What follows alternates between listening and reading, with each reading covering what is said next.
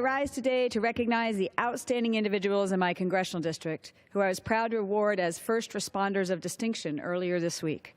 We all benefit from the sacrificial work of our first responders, whether they have personally experienced it or responded to our emergency, or whether we indirectly benefit from it by enjoying the safety that they provide. The everyday acts of heroism by first responders in our community often goes uncelebrated. They keep our streets safe, put their lives on the line during emergencies, provide assistance whenever needed, and save lives. Above and beyond even that standard of greatness, there are outstanding first responders in my district who serve Southern Arizona in truly extraordinary ways. These individuals organize community races, develop emergency preparedness training, log hundreds of volunteer hours, launch public education campaigns, and provide meals for disabled seniors. That's why I created the First Responders of Distinction Award, to shine a spotlight on individuals who make extraordinary contributions in our community. This year, we reached a significant number of nominations, and I was pleased to recognize each one for the role they play. Our winner in the individual category goes to Lieutenant Murdy Stompro, who has served in the Sierra Vista Police Department for 20 years. His many leadership roles include team leader for the Sierra Vista PD Tactical Unit and founding member of the PD's Special Response Team. Murdy distinguished himself as a sergeant overseeing firearms training for the department. He developed force-on-force training to simulate real-life scenarios that officers face in the community. His steadfast approach to challenging officers in the training environment has greatly improved the skill level and preparedness of all ranks in the SVPD. In his spare time, Lieutenant Stompros coordinated an annual foot pursuit 5K.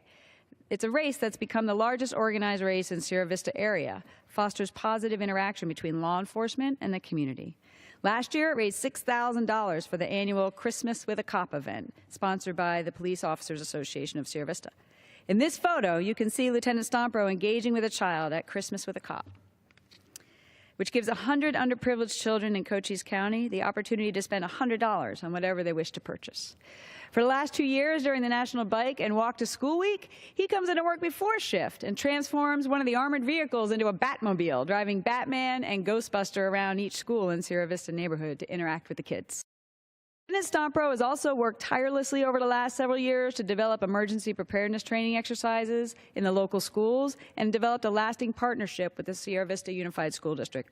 He took the lead in developing exercises to coordinate efforts in the event of an active shooter situation.